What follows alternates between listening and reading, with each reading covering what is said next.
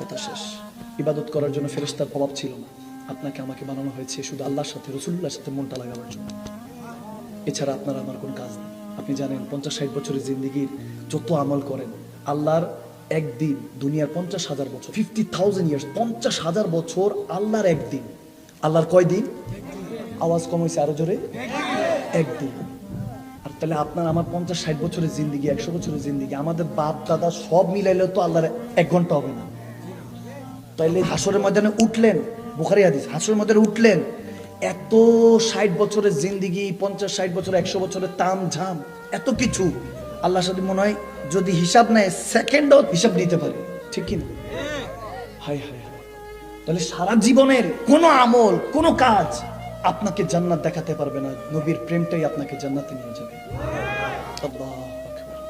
প্রত্যেকদিন তো ওয়াজ করি, করতে করতে প্রায় সময় করার না, কার কাছে কথা বলবো, কিসের কথা বলবো, কাকে বোঝাবো, নিজে কিন্তু বুঝাইতে পারি না, নিজে কিন্তু মাঝে মাঝে বুঝাইতে পারি না। শত্রুতা তো এখন নিজের সাথে, আমার দুশ্মনী আর কারোর সাথে না, আমার যুদ্ধ এখন কারোর সাথে না। আমি সবসময় বলি আমার যুদ্ধ আমার নিজের সাথে, আমি নিজেকে হারিয়ে বিজয়ী হতে চাই। আল্লাহুম্মা আমিন। আল্লাহ কবুল করুক। এই যে যেটা দেখতেছেন, এটা তো বক্স, এটার ভিতরে আমি থাকি, জানি না ওটার নাম কি। এটা তো মাদানী শাহ মাকদুম শাহ মাদানী। নিজের হাতে কখনো আপনকে দাফন করে থাকলে তাহলে কথাগুলি বুঝবেন যে গর্তটা অন্যের জন্য খোঁড়েন, একদিন আপনাকে জন্য বান্দা খোঁড়া হবে। কি আছে আমাদের কাছে? কি আছে? কিছু নেই, কিছু নিয়ে আসি না, কিছু নিয়ে যেতে পারবো না। তো মালিকের দয়া যে 3টা কাফনের কাপড় ব্যবস্থা করে দিচ্ছে, তো মালিকের দয়া যে কবরের মধ্যে একা অন্ধকার কবরে কাদের জন্য করলাম, সব আপনরা দাফন করে গেল।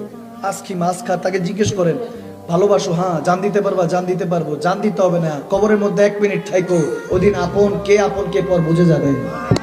কেউ বলবে আই ক্যান ডু দিস, আমরা থাকতে পারবো না, সবাই বলবে, কিন্তু কসম করে বলছি আমার রব্বে করিম এত ভালোবাসে বান্দাকে, আমার রসুলে পাক উম্মতকে এত ভালোবাসে, গোলামদেরকে এত ভালোবাসে। মালিকের কাছে মেরাজ রজনীতে বললে আল্লাহ শুনেছি সমস্ত নবী রসুলদের কবরের মধ্যে প্রশ্ন 2টা, আমার নবী বলতেছেন উম্মতের কবরে প্রশ্ন 1টা বাড়িয়ে দাও, ওই একটাই ফাইনাল করেছি ইমাম বুখারী, খুলে দেখেন।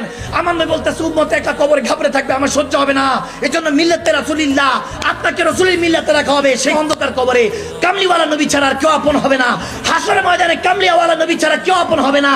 ওইদিন রব্বে কারীম যদি আপনাকে ক্ষমা করে দেয়, দুনিয়াতে কোনো টাকা পয়সা সবকিছু সফলতা নয়, আল্লাহ যেদিন ক্ষমা করে দিয়ে আপনাকে আল্লাহ রাসূলের জান্নাতে আপনাকে প্রবেশ করার হুকুম দিবে, আপনি ওইদিন সাকসেসফুল ম্যান অর ওমেন, ওইদিন আপনি সফল।